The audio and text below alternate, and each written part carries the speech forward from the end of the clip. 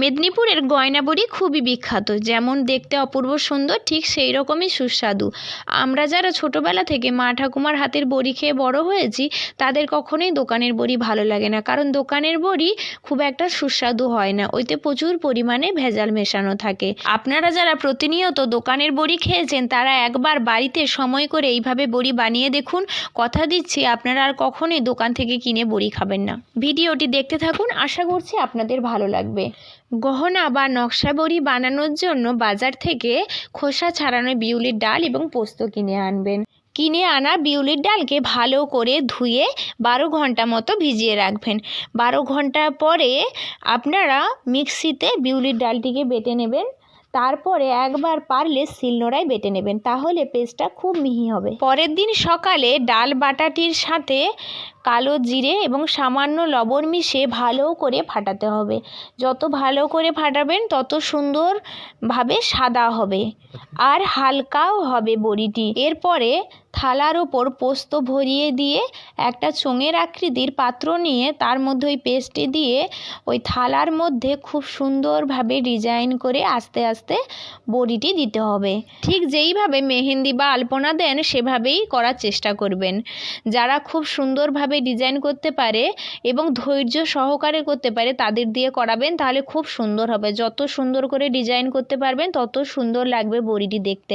আর পোস্ত অবশ্যই ভালো করে ভরিয়ে ভরিয়ে দেবেন, তবে বড়িটি খুব সুন্দরভাবে শুকনো হওয়ার পর থালা থেকে উঠে আসবে।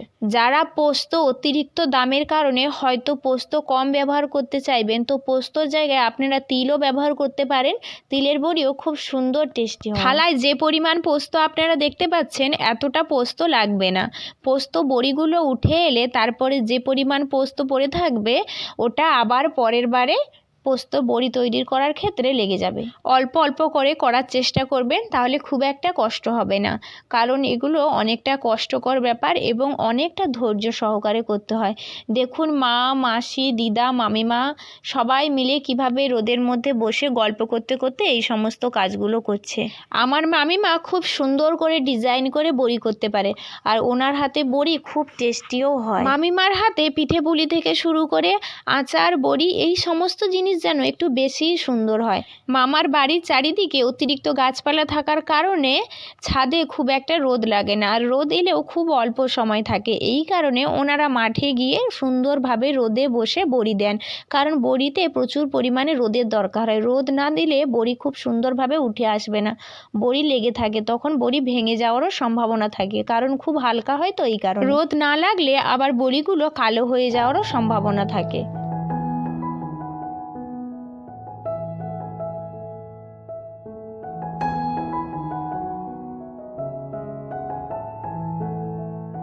আপনারা দেখেই নিশ্চয়ই বুঝতে পারছেন কতটা ধৈর্যের কাজ এটা। যারাই বড়ি দেন না কেন, তাদের সকলেরই অনেকটা ধৈর্যের প্রয়োজন হয় বড়ি দেওয়ার জন্য।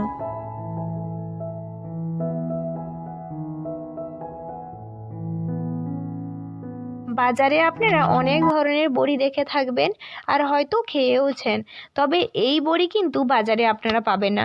এটা একমাত্র মেদিনীপুরের বাসিন্দারা বাড়িতেই দিয়ে থাকেন।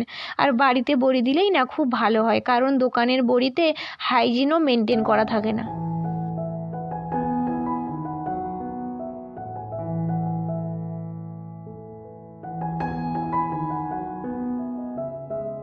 নকশাগুলো লক্ষ্য করে দেখুন, খুব সুন্দরভাবে উনি নকশাগুলো করছেন।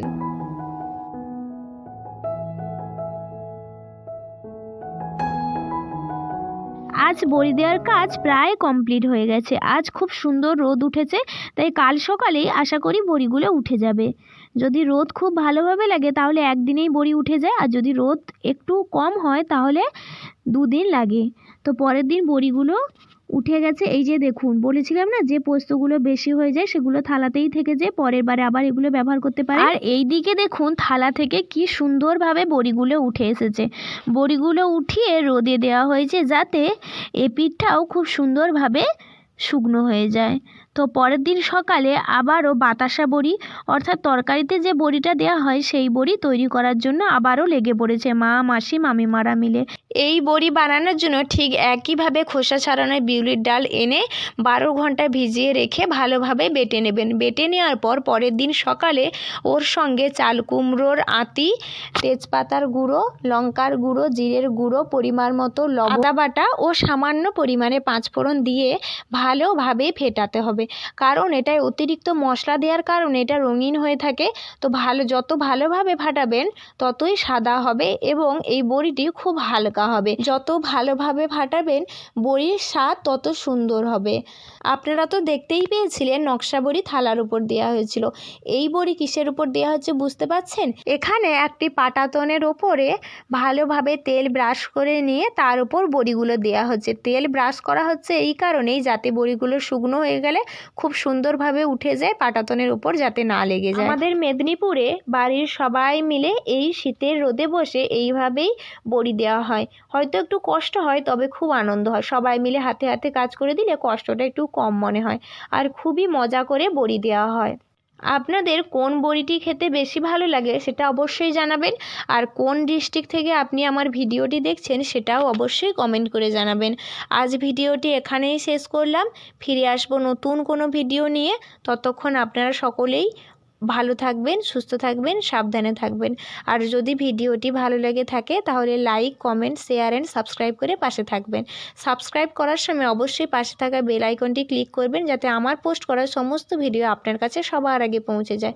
সম্পূর্ণ ভিডিওটি দেখার জন্য আপনাদের সকলকে জানাই অসংখ্য ধন্যবাদ। ফেসবুক থেকে দেখে থাকলে পেজটি অবশ্যই ফলো করে পাশে থাকবেন।